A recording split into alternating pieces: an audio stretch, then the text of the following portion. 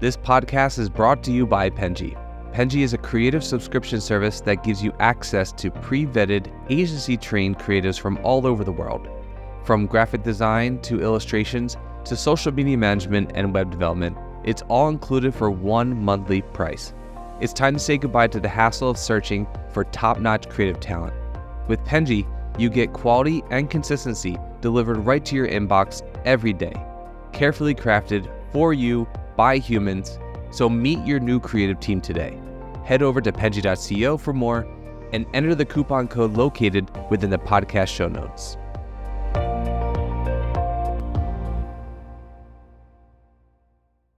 Alrighty. Hello, everyone, and welcome to the Fully Managed Podcast, the podcast where we discuss marketing and business tips to help assist you on your business journey.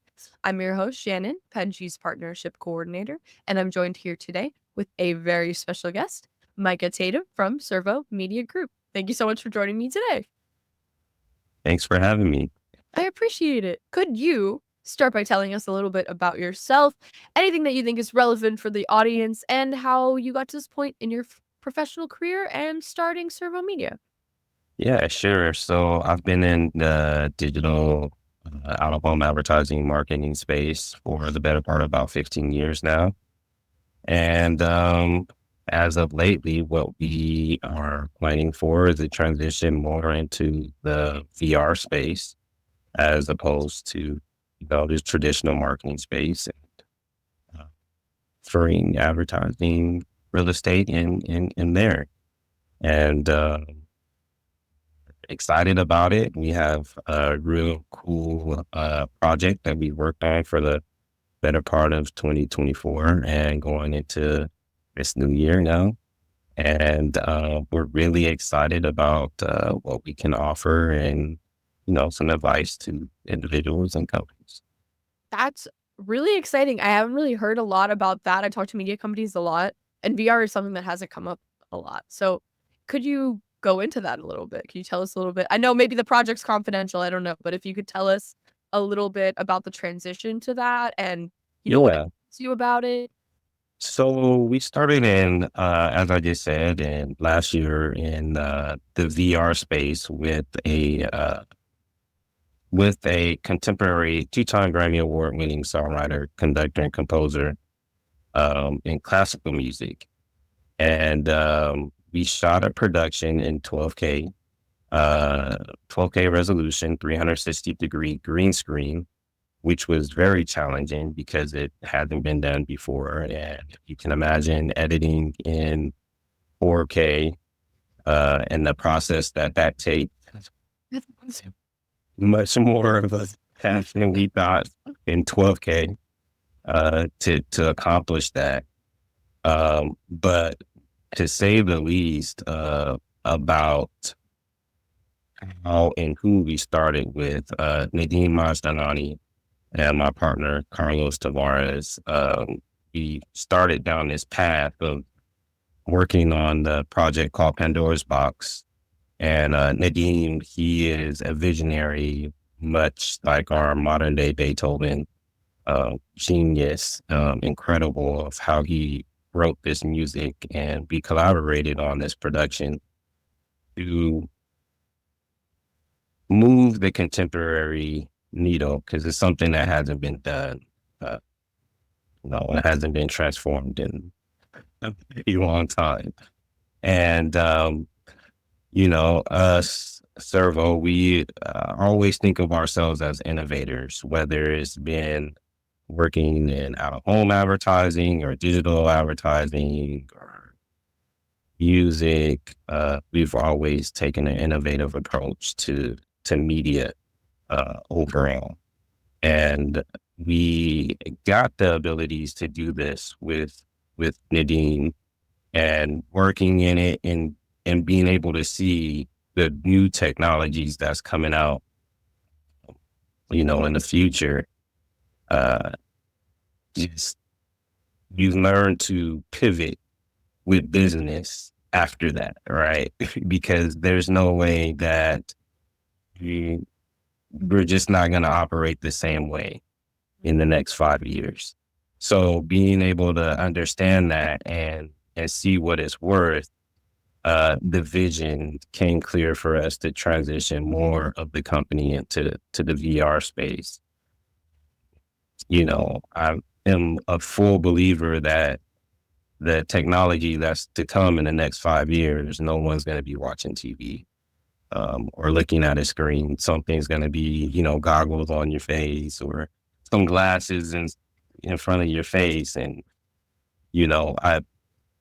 my history of those past 15 years, as I previously spoke about, was working in social media optimization, SEO optimization, and starting that during MySpace.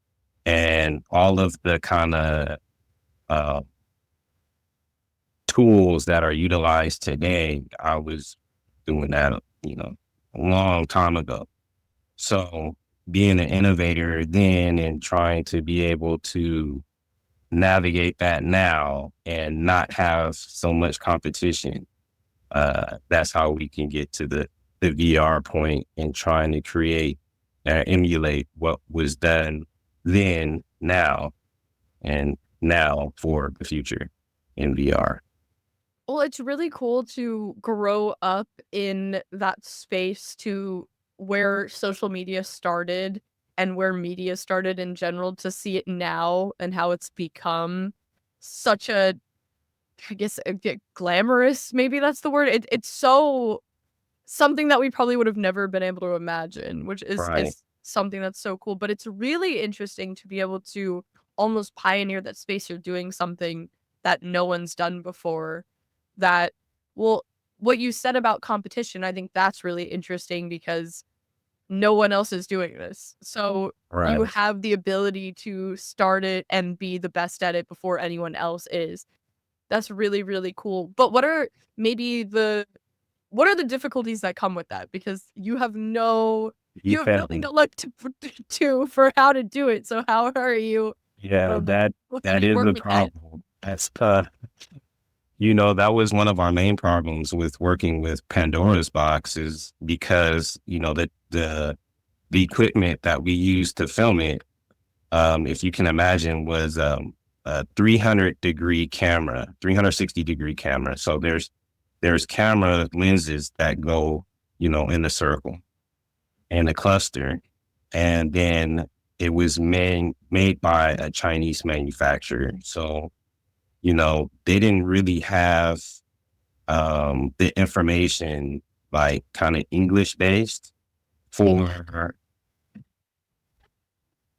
yeah. So our DP was able to kind of work with them and then help them segue the literature to where it could be utilized, across multiple languages.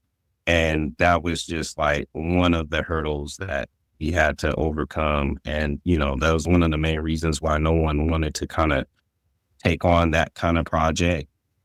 Um, but, that comes with innovation, right? Like no one, it's always a work in progress until you find the right R&D to what you're trying to do. And once you have it, then you can set the standard, So, first of all, no one wants to be in competition, right? And if you are, and you're taking those leaps of trying to put yourself as the first to do it, then you're always going to have like those boundaries, those hurdles, and you just gotta figure out and problem solve your way through it. No, that's really Yeah. cool. That's so incredible because I don't really get to talk to anyone that's doing something that new, which is really, really cool. I can't stop saying cool, but um to be able to start from scratch almost to creating something is something that's so wonderful, to be able to set the standard for everyone else that they look to you for this. If when people do projects like this in the future, which obviously things are continuing to advance, so that will definitely happen. they'll be looking to you because you're the only one that was willing to take something like this on, which is so Yeah. awesome. Yeah. Unfortunately, you do get a lot of people after the fact that try to emulate, and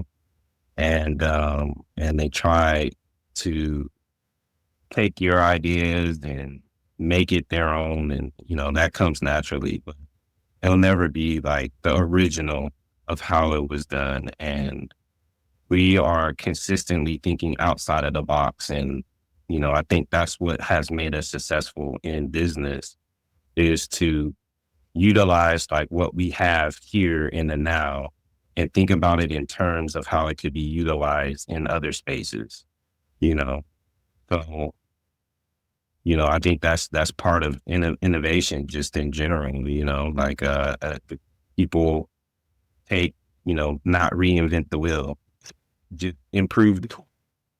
Yeah, no, because I mean, I guess it's not completely starting from scratch because they're still shooting in 4K before they were shooting in what you're doing Right. now.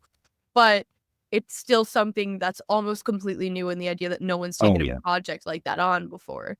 So, I guess before this specific project, how were you able to continue in such a competitive state and be I guess looking outside of the box in comparison to competitors? Are you looking at competitors when doing this, or are you kind of just doing your own thing and kind of navigating that? Yeah, I really don't, I mean, I pay attention to what other people are doing, like I said, in terms of, uh, how they're utilizing what they're doing, but I might not necessarily utilize it the same way that they are. Mhm. An example is QR codes. Uh, it, Several years ago, early 2000s, QR codes were semi popular, but they weren't being utilized in a way to, like, they were just being utilized to drive traffic to websites. Primarily, that's what I was seeing. We dealt with a TV company a few years ago, and we started integrating QR codes on television screens. Before Amazon started doing it, before, all the bigger companies started implementing them uh, into commercials, because, uh, you know, you see a 30-second commercial, you got to remember whose commercial it is, what it is that you liked about it, and so on and so forth. And there's only so much information that a person can retain within those 15 seconds to 30-second ads. Why not be able to just put the QR code right there? You scan it with your phone, and then it goes directly to like your merchant checkout, or right to the product description page. Um, and that's how we were utilizing it, because we have the technology and it's fairly simple. It's been around for years at that point. Just no one had thought about utilizing it in that manner. And we do that a lot to a lot of different things that it might not even be used for the average ad space, but we turn it and make it in the advertising space. Much like the VR, we built the whole production around contemporary classical music, but our environment that we built in the contemporary space is a whole cyberpunk style environment, which has like New York billboards all over in the background. Well, we did that on purpose so that we can allow advertisers to buy real estate on those billboards to the VR consumer. That's really smart. I like that a lot.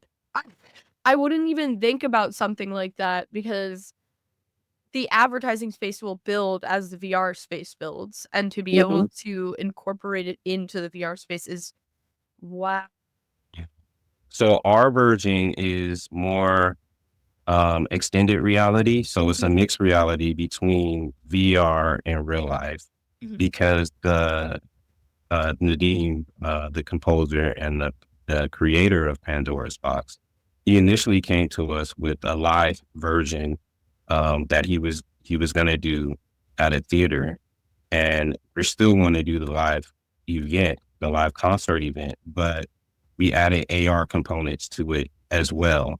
So, you have the abilities to capture advertisers in real time. You could see him, conducting the music, point, point your phone at, his wardrobe, and what'll come up is, oh, he has a Givenchy suit. I like it. I'm going to buy it right here and now in real time. And that's the kind of innovation that we like to approach things on, to be consumer friendly for both the advertiser and the people purchase items as well.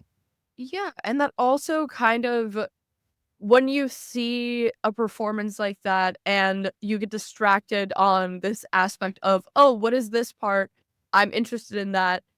To be able to quickly do that is really helpful to stay, I think, incorporated into the like the setup. You're not just I know me personally, if I was distracted by something and I was like, "Oh, I really like that. I would like to wonder what that is." I'm going to be on my phone looking up where I can find this thing, whereas it's something that's immediate when you incorporate those different tools into it, which is Right. really interesting.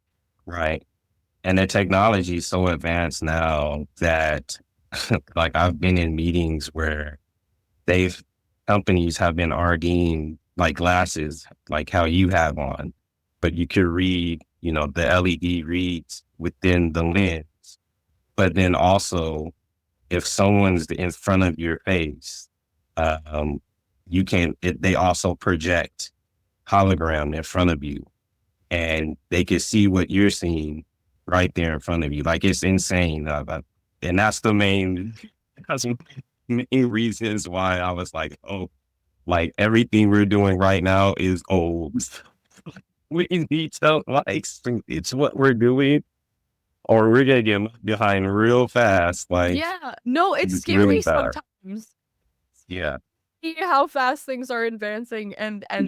to try to catch up. I mean, you're clearly starting early, which is something that I think most innovators are trying their best to. I think that a successful business has to constantly look forward to be able to expect those changes and see what's maybe not so popular now might be popular very quickly as technology advances, that people adapt to these different things. Say, and people are wary of new technology. Yeah. Just like ChatGPT took a little bit time for people to actually incorporate into their lives, but now my parents use it sometimes. I didn't even think they would be able to conceptualize how to use that but they Yeah. can. And I think that and also simplifying it, because obviously a lot of times when something's put out, like a product is put out, that's it's hard for people to understand and simplify it in their minds of how to use it or incorporate it into their lives. But the more that something is adapted further, the more people can understand it and be accustomed to it. Absolutely. I mean, we wouldn't be where we are today as a society if we didn't have those people that were pushing innovation. I mean, you look at how far communication has come, like we started, with the Pony Express in delivering mail, which lasted for like a year because the telegraph came right behind it, and then after the telegraph, there was an opportunity for the person that created that to be able to jump on board with the telephone, which he wasn't so on board with the telephone, but we're making the phone out. Come on. Like it's either you have to adapt or, you're gonna get left behind with it. And you're absolutely right as well. No one knows exactly what is gonna hit, and what won't as well. Do you are there any fears that you have having been being a part of something so new? No, as an entrepreneur, I've always been at 2 feet, jump in the end of the pool, have money, don't have money with it kind of guy. I'm in my 40s and I started my first business when I was 19. And, it was just a hustle. And, all I've done from that point is just understanding how things operate and how to hustle smarter and, be more savvy about the things that I'm doing. And, yeah, because the fear is just going to hold you back at the end of the day. I mean, you learn from failing. So at least I do. No, I do. Sometimes too much. Yeah. But well, one, that's great to hear. I think that's not common. I think a lot of people are scared of a lot of things. But I think that's really interesting because you're able to push yourself forward more, not being so concerned of those kind of things. Because yeah, I mean, if it does fail, then you try something different. That's okay. And that's I think a lot of people are too afraid of failure to even try. And I think that's definitely an important point that you make. Yeah, you got to keep going. I mean, that's how you get to where you want to go. Because if you stop after you fail one time, then maybe you're not supposed to do it. But if you have the passion and the drive to keep going, then you know there's no failure. Just keep going, and eventually you'll get the results you want. As long as you continue to strive to work in a positive manner, of course. I mean, can't work backwards, but Well, okay, so then what keeps you inspired to take on these larger projects or these projects that are unfamiliar to you? Like um, I don't know, what keeps you motivated to want to do these things even when you fail? I have a really good self motivation. So, um, like I said, I don't really see failure. I just see a better way or a better approach to doing it. Um, there was a time in my life where frustration was a pretty serious situation there. And even in my frustration, I've, learned to just take a step back, relax, give it some time, come back to it. And oftentimes when you take a different approach to it, then you can get the result that you want. And once you get that result, then that's kind of like the motivation to be like, oh yeah, well, yeah, I could keep going, I could keep doing it, I could do it. Mhm. But frustration definitely was a setback, and learning how to overcome that was a challenge, which I'm still working at. I haven't perfected, because we're all human. We want things done now.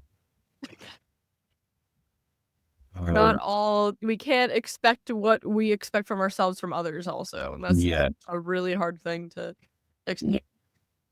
yes. So that's what keeps me kind of motivated, and then also just the kind of spiritual components to it as well. You live one life. I keep my faith in God as well. He directs my path and everything I do. So I have surety in that there's a plan for me to get it done. Otherwise, it wouldn't have came the way that it did, and for me to execute the way that I do. No, I think that's a great way to stay inspired, all of the reasons that you listed. I think that um that's something that a lot of people have trouble with. The frustration, I think, is a big one. I think when you are trying very hard to accomplish something and it doesn't work the way you want, it is only human to be upset. It is only human to be upset and all the elements that go into that that might fail to lead to that. And I think that everyone that is a business owner experiences this, and I think that it can kind of trap them if they don't go beyond it and try to figure out what else they can do or something different that they can do. But I think that's something that a lot of people face. So on the other side, what you said what inspires you, how do you what inspires you to take on these projects, but how do you choose the projects that you want to collaborate on? Like, is it something do you choose it based on what inspires you, or do you do it based on, um clearly I don't know if it's experience because this is a completely new project. Sure. Like, how do you choose those? What makes you want to, get involved in these kind of things? Yeah, that's a really good question because that's something that we've kind of developed over the last year. The prior years, we kind of were taking on a lot, and then our plate got like really, really full. And so part of the whole organizing and starting to see what we're going to do in October was part of our onboarding process of the projects that we're going to take on for the next year. And in that process, we've decided that we really only work on like 5 projects a year. And that's just because we put like 1,000% in everything that we do. And most of the things that we're doing are either disruptive or something innovative. And given that, that's what having, that's what has us to only focus on 5 projects. As to how we choose them, there's really 2 different criteria that we go by. One is if it fits kind of like with our business and our business model, um, like whether or not they have a budget or don't have a budget, by the way. There's Necessary factor. Yeah, 'cause some companies don't take on projects that don't have budgets. And that doesn't necessarily scare us. If we can see a pathway for us to be profitable in it, um, because we've allocated, our team has allocated years of experience in networking connections. And a lot of our network, if they see the potential in it or more than just the potential in it, then they'll invest in those projects. We just have to kind of, vet them out before. So that's the first one. And then the second portion of that is just or if it works out more percentage wise to benefit our company, um, is how we choose as well. And then there's like some micro standards in there, but for the most part, those are the 2 ways on how we choose our projects that we're going to take on. And, the successfulness of what those could look like and, the time it'll take to work on them, those kind of micro things, like I said before, is Yeah. kind of how we choose them. It's nice to have that balance between taking on projects that inspire you, but also, have profitability. I'm sure that everyone wants to have that perfect dynamic. Um, but it is really interesting to take on.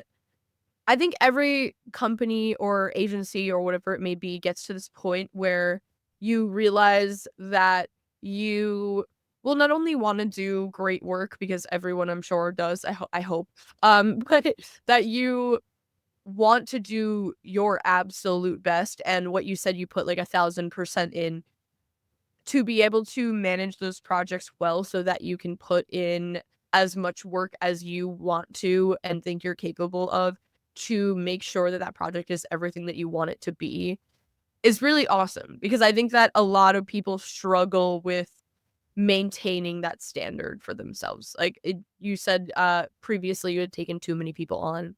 I think that's something that people struggle with a lot, because taking more people on equals more money, but sometimes you're not proud of your work, or you're not as proud as you could be. Like, yes, maybe this was on paper successful, but it wasn't, you thought it could be much more. And that disappoints people who, have higher standards for themselves and want to do their absolute best, not just good. Yeah, you're absolutely right. I mean, it can become very daunting and stressful. And, you know, mm, everything's, we take on an approach that everything's going to kind of work for us. And what that means is that we still want to live life. We love work. It's in our blood. We love business, but we also love our families, and we love vacation and Everyone everything deserves else. that. So we want to live our life because you only get one, and I don't want to spend it all on your projects. No, that's definitely fair. I think everyone deserves that. You should be able to, if you work really hard, you should be able to enjoy your life outside of work. Even if you enjoy work, work is still work, whether you Yeah. enjoy it. Yeah, and we very much enjoy, and not to say that the projects that we work on, it doesn't take anything away from that. Um, we still keep, like you said, a good balance of those, and which is a whole nother kind of topic of work and life balance. But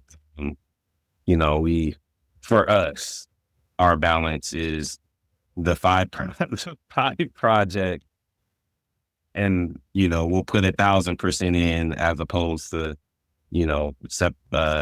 dividing ourselves thin, because honestly, if you're successful with one good one, then everybody else is going to come regardless.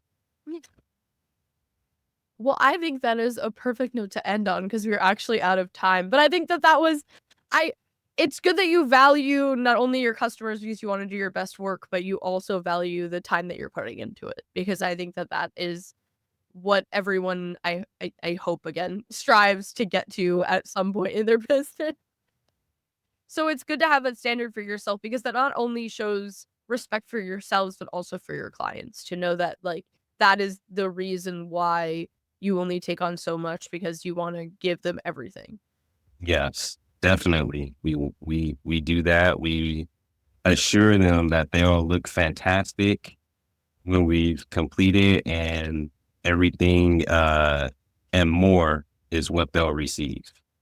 Definitely. Well, I hope that I talk to more businesses that say the same thing because I think that's really important and vital for pleasing your clients, but also being happy with what you're doing and your work because I think that everyone should be proud of what they do. Absolutely. Your work. You should be proud of it. If you're what's the point in working if you're not proud of Right. it? I mean, I guess to get money is important too. Yeah. To, be happy with what you're doing for others is, I think, important for, being not only successful, but being, happy with yourself and what you're doing. Definitely. Thank you so much for joining me today. I really appreciate it. I'm sorry to cut it short. I hate cutting off a conversation, but thank you so much for joining me today. I think you provided a lot of really useful information to our audience and, some inspirational things in the time as well. Well, thank you for inviting me. It's very much a pleasure speaking with you. Yeah, man, I really enjoyed it. Thank you. I'm happy that you enjoyed it. I hope this was a fun podcast, and I hope this was fun for all of you listeners. Thank you so much for listening or watching, and please don't forget to like and subscribe to see more. I appreciate your participation, and thank you so much for coming on with me today again. You've been listening to Fully Managed, brought to you by Penji. Check out the show notes to learn more about today's guest, and to learn more about Penji, the human-first creative subscription service, head over to penji.co. And by the way, if you're still listening, it would mean the absolute world to us if you were to share this podcast with a friend, and of course, subscribe.